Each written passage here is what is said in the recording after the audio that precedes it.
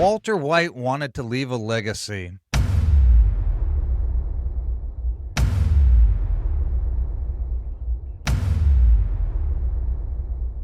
But he left destruction.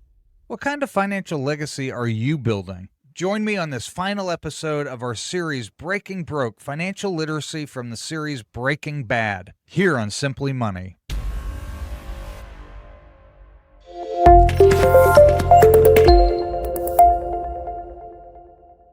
Welcome back to Simply Money. In this final episode, we talk about financial legacy.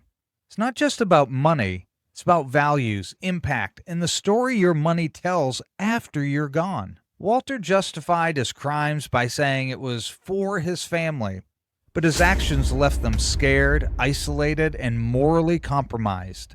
His legacy was tainted. Many people work hard but don't plan their estate, educate their heirs, or pass on values. The result? Lost wealth, confused beneficiaries, and broken families.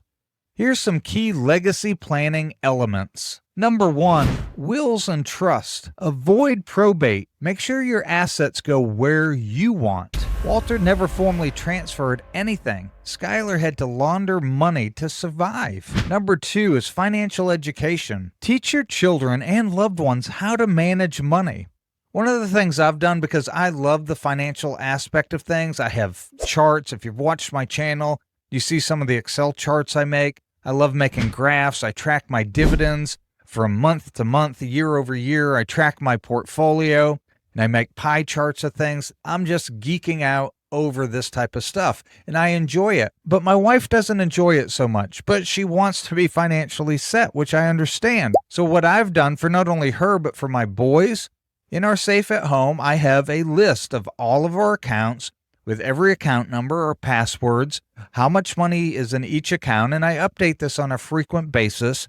I even have an outline of how my wife should continue investing if I go before she does to make things easier for her and how she can just live off the dividends. That's the plan that I have set up for her so she can continue and not have to worry. And then it leaves that legacy to my boys. And then it leaves that legacy to our boys. That's what we have done, and that's part of the financial education that we have provided here now. But even when they were younger, I sat down with my boys and I showed them how to budget. When they were even younger, when they were very young, I had them set up jars. When they earn money or get an allowance, they had a spend, save, and give jar for each of those categories. And they got to choose how they used each of those. And that helped them build savings to get their first savings accounts to where they were earning interest back when interest was a little bit higher. And they had those things and they saw how, hey, my savings is making money. And even from young children, they were able to save up money for things like down payments on cars or help toward their college, or whatever their case might be for what they wanted to use for. Education is so important at the level people are at. And you can start with young children, even as young as 4 and 5 years old, just helping them learn how to earn and understand money at a level that is beneficial for them and continue that. Number 3 is life insurance. Walt's original goal would have been met with term life insurance. I remember that was a big thing I did years ago. I wanted to make sure if something happened to me, my wife, who was a stay-at-home mom, homeschooling 3 boys, that should be able to continue that even without my income. So we set up a term life that allowed her to do that in the case of my passing. And then we also set up one for her in case she passed, because I would continue to work, but we would want somebody to be able to help with our kids. So whether that would be a nanny, babysitting, whatever the case might be, to help offset some of those additional costs that we would have by the loss of what she provided by not working but staying at home.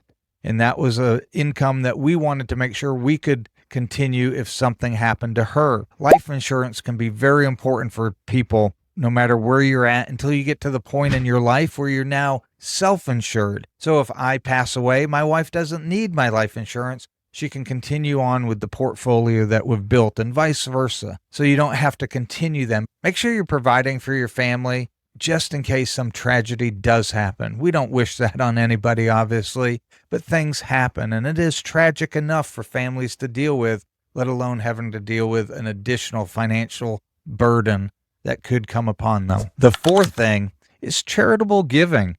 Use donor-advised funds or make an impact in your community. Saving and earning and building wealth isn't just about hoarding money like Walt was doing. It's about being able to be generous and giving to others. And 5, value-based legacy. What will people remember? Teach values like generosity, discipline, and resilience. Walter left behind millions, but also trauma. True legacy is not just money. It's what people do with it, how they remember you, and whether your life made others better. This is something that's very important to me because I know in my past I have done some things I'm not proud of. And I am working now toward my future to build that legacy, not only financially, but making an impact in other people's lives, my sons, my wife, my granddaughters. Those things are important beyond the finances, but building relationships that make others better. Build a legacy with intention because money fades, but the impact lasts. What legacy are you building? Comment down below. If you like this video, hit that like button.